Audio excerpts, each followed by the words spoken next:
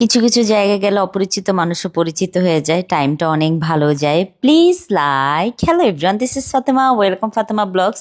সকাল সকাল উঠে এই যে সায়ন বড় দুষ্টামি দেখতেছি আমি। সে হলো এই গ্লাসের মধ্যে উঠে গেছে, কিন্তু গ্লাসের মধ্যে উঠলে সে যদি গ্লাসটা ভেঙে পড়ে যায় কি হবে বলেন তো? খুবই ব্যথা পাবে, তাই না? আর এটা তো খুবই ডেঞ্জারাস। আমি তাকে বকা দিচ্ছিলাম যে তুমি কেন এটা করেছো, আর সে খুব কষ্ট পেয়ে গেছে। তারপর তাকে আদর করে কোলে নিয়ে নিলাম, সে খুশি হয়ে গেল। আমি এখানে রান্না করছিলাম বসে, তারা হলো সুন্দর করে দুজন কুটি কুটি করে বসে আছে, খুব সুইট লাগতেছে। তারপর হলো আজকে হলো আমি যাচ্ছি হলো বাইফা অ্যাওয়ার্ডে। So বাইফা award 2025। গতবারও ওরা আমাকে দাওয়াত দিয়েছিল, কিন্তু আমি যেতে পারি নাই, কিন্তু এবার আমি ভেবেছি যাব। সো আমাকে যে সবসময় মেকআপ করায় সে চলে আসলো, রনি রনি আমাকে মেকআপ করাইলো।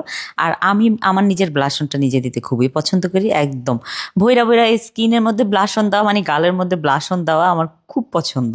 আমার মতো কার কার পছন্দ বলেন তো এইভাবে ব্লাশন দেওয়া। তারপর হলো চুলটাকে সেট করে নিলাম।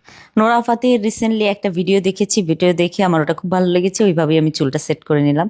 নিয়ে সুন্দর একটা ব্লু কালার শাড়ি পরে ফেললাম, রয়্যাল ব্লু কালার। এই কালারটা আমার খুবই পছন্দের। সো ফাইনালি এই যে আমি বের হয়ে যাচ্ছি। আর হলো আমার নিজেকে নিজে দেখে খুবই ভালো লাগতেছে।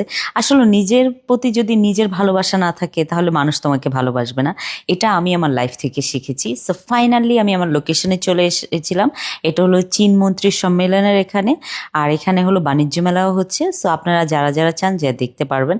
আসার পরে হলো আমাকে রেড কার্পেটে উঠে দিল আমার ফ্রেন্ডরা।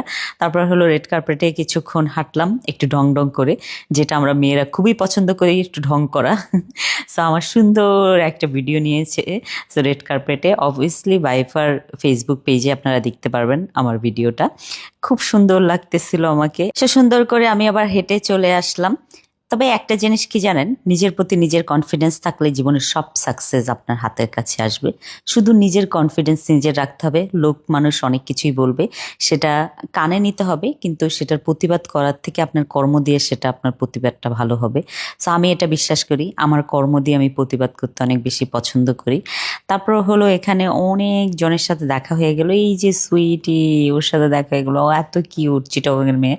খুব সুইটলি আমার সাথে এসে ইন্ট্রোডাকশন হলো। আর ও হলো আমার একটা ফ্রেন্ড, ওর ওয়াইফকে নিয়ে এসেছে, তো পরিচয় করে দিল এটা আমার ওয়াইফ। দুইজনে গুল্লু গুল্লু, খুব সুইট। তারপর হলো আমি এখানে হলো হেঁটে এখন ভিতরের দিকে যাব, কিন্তু একে একে সবার সাথে দেখা হচ্ছে। ও ভিতরে আসার পর আমাদের কুমিল্লার মেয়ে, সো ওর সাথে দেখা হয়ে গেল। ও আমাকে জিজ্ঞেস করতেছিল যে আপু আপনি কি নিজে রান্না করেন? আমি বললাম অবভিয়াসলি আমি নিজেই রান্না করি, আমার বাসার হেল্পিং হ্যান্ডরা আমার হাতে রান্না ছাড়া খায় না।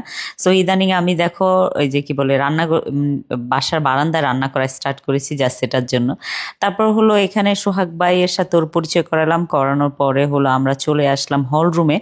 আমি গ্রিন রুমে ছিলাম, তারপর হল রুমে চলে আসলাম। এখানে হলো আমাদের মৌ আপু কি সুন্দর ডান্স করতেছিল। ওনার মানে ডান্সগুলা, নৃত্যগুলো এত সুন্দর হয়, এত সুন্দর হয়, আমার যে কি ভালো লাগে। ছোটবেলা থেকে দেখে দেখে ওনাদেরকে বড় হয়েছি, ওনাদের মানে কথা শুনতে ভালো লাগতো, ওনাদের লাইফস্টাইল সম্পর্কে জানার খুব ইন্টারেস্ট ছিল। সো এখন যখন কাছ থেকে মানুষগুলোকে দেখে এত বেশি ভালো লাগে, আর যখন পার্সোনালি ওনাদের সাথে মিশি আরও বেশি ভালো লাগে। সো কালকে মোয়াপুর সাথে মানে কথা বলেছিলাম, খুবই ভালো লেগেছে আমার ওনাকে। ইমতু ভাই তো আমার কলিজার টুকরা ভাই, সে আমার সাথে রেড কার্পেটে হাঁটলো। হাঁটার পরে আবার হলো আমরা চলে আসলাম। আমরা একবার বাহিরে বেরোচ্ছিলাম, আবার ভিতরে আসতেছিলাম। সো আবার ভিতরে আসলাম, আসার পরে হলো আমরা এখানে বসে আড্ডা দিচ্ছিলাম। এখানে হলো আরও কন্টেন্ট ক্রিয়েটাররা এসেছিল, সবার সাথে দেখা হয়ে গেল, সবার সাথে পিকচার নিলাম। জনি ভাইয়া বললো যে চলো একসাথে একটা পিকচার হয়ে যাক সবার। সো এভাবেই দিনটা চলে গেল। Thank you so much for watching my video. Bye by.